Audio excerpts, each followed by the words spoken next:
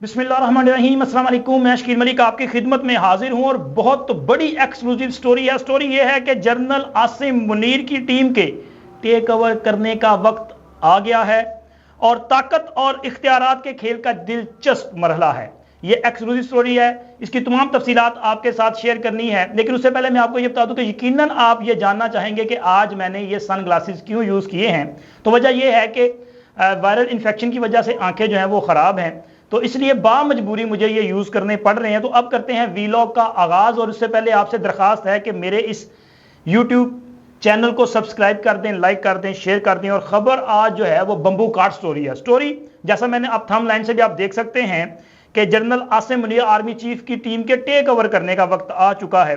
लेकिन मैं आपको कुछ ताकत और इख्तियारात के जो मामलात हैं, तो जो दिलचस्प हकायक हैं, वो आपके सामने रखना चाहता हूं। चूंकि जब इस स्टोरी का आखिर में मैं आपको बताऊंगा तब आपको अंदाजा होगा कि असल हकायक क्या हैं। तो जनाब, ताकत और इख्तियारात में आप अंदाजा लगाएं कि जनरल परवेज मुशर्रफ साहब जब आर्मी चीफ थे और सदर मुमलिकत थे, तो उनके पास ताकत भी थी और इख्तियार भी था, जिसका अंदाजा आप इस बात से लगा सकते हैं कि उन्होंने मुंतखब वजीर आजम मीर जफरुल्लाह जमाली को हटाने का हुक्म दिया। तो ये उनके पास ताकत थी और उसके साथ साथ इख्तियार भी उनके पास ही था कि उस वक़्त की हुक्मरान जमात क्यू लीग और कहते ना चूं नहीं कर सकी। और जनाब, उन्होंने आर्मी चीफ यानी कि उस वक़्त के सदर और बावर्दी डिक्टेटर जो हैं परवेज मुशर्रफ साहब, उनके हुक्म पर लब्बैक कहा और जो उन्होंने कहा उसको मान लिया गया। बल्कि जैसे ही मीर जफरुल्लाह जमाली को हटाने का हुक्मनामा आया तो क्यू लीग ने फैसला किया कि चौधरी शुजात हुसैन अगले वजीर आजम होंगे। लेकिन उसके बाद ईवान सदर से एक और हदायतनामा आ गया कि नहीं बच्चू, ऐसे नहीं करना, वजीर आजम भी साढ़ा ही होएगा। तो जनाब, वहां से यह हुक्म आया कि अगले वजीर आजम जनाब शौकत अजीज साहब होंगे। तो फिर उसके बाद यह फैसला किया गया कि चौधरी शुजात हुसैन हलाला वजीर आजम करार पाएंगे। वो हलाला के तौर पर मतलब एक मखसूस अयाम के लिए जो वजारत उज़्मा के मनसब पे फायज होंगे। और फिर उसके बाद शौकत अजीज साहब, चूंकि शौकत अजीज साहब उस वक़्त रुकन कौमी असम्बली नहीं थे, तो लिहाजा उनके लिए अटक से हल्का खाली करवाया गया, वहां से उनको कामयाब करवाया गया। और फिर उसके बाद शौकत अजीज साहब वजीर आजम मुंतखब हुए। इसी तरह एक और मैं आपको मिसाल दूंगा कि मियां नवाज शरीफ वजीर आजम थे और उनकी अनबन थी जो परवेज मुशर्रफ साहब के साथ। उन्होंने 12 अक्टूबर के इकदाम से पहले जनरल परवेज मुशर्रफ को बरतरफ करके जनरल ज़ियाउद्दीन भट्ट साहब को आर्मी चीफ बनाने का फैसला किया।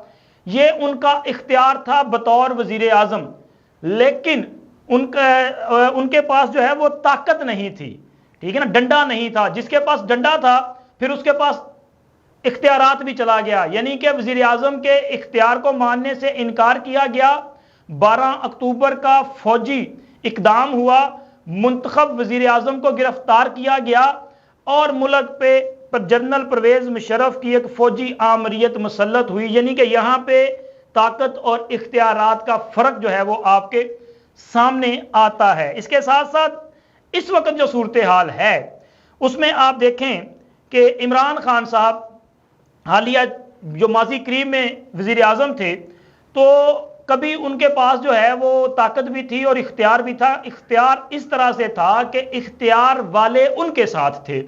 तो उन्होंने उस वक़्त के DGISI lieutenant general Asim Munir को, वो कहते हैं ना, चंद लम्हों में DGISI के ओहदे से हटवा दिया था, क्योंकि उस वक़्त के आर्मी चीफ भी उनके साथ थे। और कसूर ये था कि आसिम मुनीर साहब ने बुशरा बीबी और ये जो पिंकी पीरनी गैंग था पूरा, फरा गोगी, एहसन जमील और दीगर जो लोग हैं जिन्होंने पंजाब में करप्शन का बाजार गर्म कर रखा था, इनके खिलाफ एक मुफस्सल रिपोर्ट वजीर आजम को दी थी और वजीर आजम साहब बुरा मान गए। वजीर आजम साहब ने कहा, जी आप होते कौन हैं कि मेरी फैमिली की रैकी करें और जनाब उनकी करप्शन आप मुझे बताएं कि वो करप्शन कर रहे हैं। तो लिहाजा उस वक्त चूंकि इख्तियार और ताकत यकजा थे तो यह फैसला हुआ। लेकिन उसके बाद ऐसा वक्त भी आया कि इमरान खान साहब के पास ना इख्तियार बचा और ना ही ताकत, और बिलाखिर उनके खिलाफ तहरीक अदम इतमाद कामयाब हुई और इमरान खान साहब جو لوگوں کو دھمکیاں لگاتے تھے اور کہتے تھے کہ میں وطن جا کے ان کو دیکھ لوں گا، ان کے اے سی بند کروا دوں گا، ان کا جینا حرام کر دوں گا، وہ کہتے تھے کہ میں ان کو رلاؤں گا. خیر میرا خیال ہے کہ وہ اپنے پورے دور اقتدار میں اپنی اپوزیشن کی چیخو پکار اس طرح سے نہیں عوام تک پہنچا سکے جس کا وہ دعویٰ کرتے تھے، لیکن موصوف عمران خان اور ان کی جماعت کے لیڈران کی چیخو پکار پوری دنیا نے دیکھی ہے.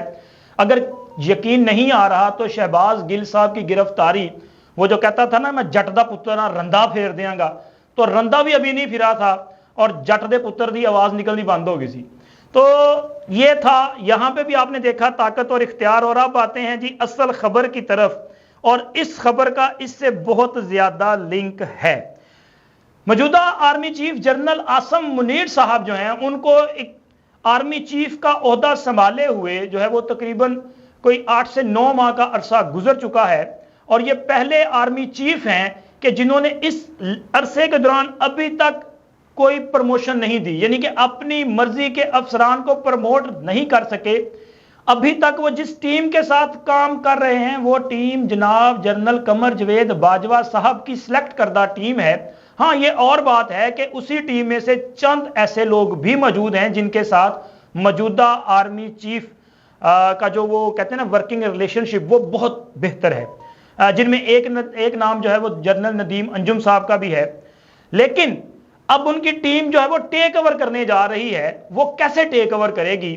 کیونکہ یہ پہلا موقع ہوگا یہ 8 اور 9 ماہ کے بعد کہ جناب جنرل عاصم منیر صاحب اپنی مرضی کے 2 سٹار جنرلز یعنی کہ میجر جنرلز کو ترقی دے کے پاک آرمی کی جو ہائیسٹ پوسٹ ہے، یعنی کہ ایک تو ہائیسٹ پوسٹ ہے 4 سٹار جنرل. 4 سٹار جنرل صرف 2 ہو سکتے ہیں، ایک joint chief of staff committee اور دوسرے جناب آرمی چیف صاحب. باقی جتنے ہائیسٹ رینک ہے وہ 3 سٹار تک ہوتے ہیں، یعنی کہ لیفٹیننٹ جنرل یہ جو کور کمانڈرز ہیں اور دیگر جو 3 سٹار جنرلز ہیں، یہ 3 سٹار جنرلز جو ہیں ان تک یہ ہائیسٹ رینک ہے. تو اب پہلا موقع ہوگا کہ وہ اپنی ٹیم کو سلیکٹ کر سکیں گے. اسی ماہ اور اسی ہفتے سے اس کا آغاز ہونے جا رہا ہے. یہ جو ہفتہ کل سے شروع ہونے جا رہا ہے 11 ستمبر سے، تو اس ہفتے میں سٹارٹ ہوگا. 4 لیفٹیننٹ جنرل جو ہیں وہ اپنے عہدوں سے ریٹائرڈ ہوں گے، ان کی میعاد مکمل ہوگی، اور اس کے بعد 2 لیفٹیننٹ جنرل اگلے ماہ یعنی کہ اکتوبر میں جائیں گے. ستمبر اور اکتوبر یہ 2 ماہ ہیں جہاں پہ موجودہ آرمی چیف صاحب اپنی مرضی کے 6 لیفٹیننٹ جنرلز کو پروموٹ کریں گے، یعنی کہ میجر جنرل سے لیفٹیننٹ جنرل. تو یہ پہلا موقع ہوگا کہ یہ لوگ آئیں گے، اور پھر اس کے بعد ان کی اہم پوسٹنگ بھی کی جائے گی. اور یہ وہ ٹیم ہوگی جس کو آرمی چیف سلیکٹ کریں گے، اور اس ٹیم کے آنے کے بعد آرمی چیف کی اصل میں جو پرفارمنس ہے وہ دیکھنے میں آئے گی. اور آرمی چیف جو پلان دے رہے ہیں، آرمی چیف جو کہہ رہے ہیں کہ جی ہم نے پاکستان کی معیشت کو اس کے پاؤں پہ کھڑا کرنا ہے، ہم نے پاکستان میں بزنس کو لے کے آنا ہے، ہم نے پاکستان میں سرمایہ کاری کو بڑھانا ہے، ہم نے پاکستان کو محفوظ ملک بنانا ہے، دہشت گردی کا خاتمہ کرنا ہے. تو یہ جو پورا 10 نکاتی ایجنڈا ہے جس میں احتساب، بلکہ وہ کہتے ہیں نا کہ ایک بے لاگ قسم کا، ایک خوفناک قسم کا احتساب جو ہے وہ ہونا ہے، تو پھر اس کے لیے ان کی اپنی ٹیم کا ہونا بھی ضروری ہے. اور میں یہ سمجھتا ہوں کہ اب وہ وقت آ گیا ہے کہ موجودہ آرمی چیف صاحب کی ٹیم جو ہے وہ ٹیک اوور کرے گی، اور معاملات کو جب وہ لے کے چلے گی تو پھر اس کی پروگرس جو ہے وہ اس وقت اگر آپ کو اس میں نظر آ رہا ہے نا کہ آرمی چیف کا ڈنڈا اٹھانے کے بعد، آرمی چیف کی جانب سے باقاعدہ ایکشن لینے کے بعد، آرمی چیف کی جانب سے کور کمانڈرز کو ہدایات جاری کرنے کے بعد، آرمی چیف کی طرف سے انٹیلیجنس ایجنسیز کو ہدایات جاری کرنے کے بعد ڈالر بھی نیچے آ رہا ہے، اس کے پر کٹ گئے ہیں، چینی کی قیمتیں کم ہو رہی ہیں. اس کے ساتھ ساتھ آپ دیکھیں کہ مہنگائی کی شرح وہ اس قدر سے کم نہیں ہوئی، لیکن کچھ چیزیں نیچے آئی ہیں. سونا جو وہ لوگ کیا کہتے ہیں کہ صرف تخیلات میں سوچ سکتے ہیں کہ یار سونا خریدا جا سکتا ہے یا پہنا جا سکتا ہے، تو وہ لوگ بھی اب سوچ رہے ہیں کہ شاید سونا کچھ نیچے آ جائے گا.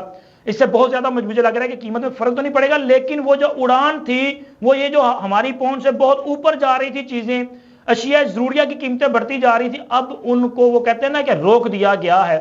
اور یہ اس سے ایک یہ سوال بھی جنم لیتا ہے کہ اب باہر سے چینی تو ابھی نہیں آئی، آٹا نہیں آیا، گندم نہیں آئی، باہر سے ڈالرز نہیں آئے تو پھر یہ ڈالرز کہاں سے نکل رہے ہیں، یہ قیمتیں کم کیوں ہو رہی؟ تو اس کا مطلب یہ ہے کہ جناب اے سارے چور ساڈے اندر ہی موجود ہیں۔ تو ان سب کو پکڑنے کا ٹائم آ چکا ہے۔ تو یہ جو ٹیم آنے جا رہی ہے آرمی چیف صاحب کی، یہ اختیارات اور طاقت کے ساتھ آ رہی ہے۔ چونکہ اختیار کیا ہے؟ اختیار یہ ہے کہ آرمی چیف صاحب اپنی مرضی کے افسران جو سینیارٹی پہ اوپر ہوں گے ان میں سے پک اینڈ چوز کریں گے، ان لوگوں کو 3 سٹار جنرل کے عہدے پہ پرموٹ کر دیا جائے گا۔ یہ ہے ان کا اختیار، اور طاقت وہ ہوگی جو آرمی چیف نے ان کو ڈیوٹی دیں گے اور کہیں گے کہ اس کا ہمیں رزلٹ چاہیے، تو اس ڈیوٹی کو پورا کرنے کے لیے وہ جو طاقت ہے اس کا بھی استعمال کیا جائے گا۔ یعنی کہ کام تبھی پورا ہوگا جب طاقت اور اختیارات کے ساتھ آرمی چیف کی ٹیم ٹیک اوور کرے گی اور ملک کے حالات جو ہیں وہ بہتری کی طرف جائیں گے۔ اب تک کے لیے اتنا ہی، ملتے ہیں اگلی ویڈیو میں۔ اللہ حافظ۔